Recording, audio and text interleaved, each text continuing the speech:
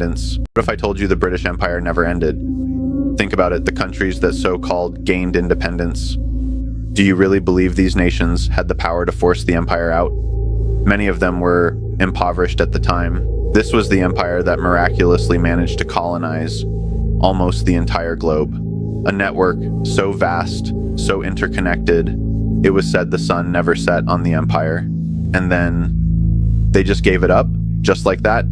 Here's the real kicker. When they colonize a part of the world, they do not leave, they do not decolonize unless and until they have put in place institutions which will ensure that that society will be continued to be ruled by them, by proxy.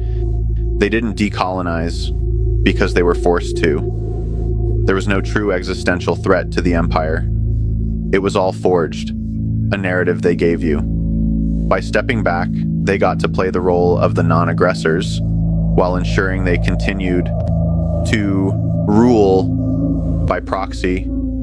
They didn't just pack up and walk away. They installed systems, alliances, and trade dependencies that ensured they remained in control.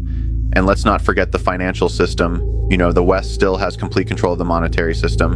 Former colonies still funnel wealth into Western banks, Western corporations, and interests. This isn't a coincidence. This is the legacy of an empire that never truly let go. Didn't you ever find it strange how Britain, this tiny island in the North Atlantic, just quietly regressed back to where they started? A humble little country, no longer an empire.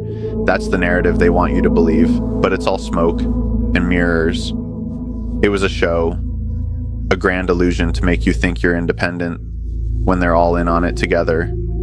In reality, they don't decolonize until they're absolutely sure they can continue to rule from the shadows. They've just swapped overt control for the hidden hand. Look at the education systems in former colonies.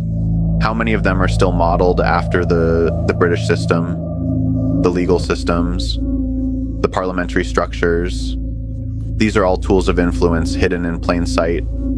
So ask yourself, did the British Empire ever really end? Or did it just go underground, shifting its tactics, adapting to a new world order? The answer might change the way you see the world.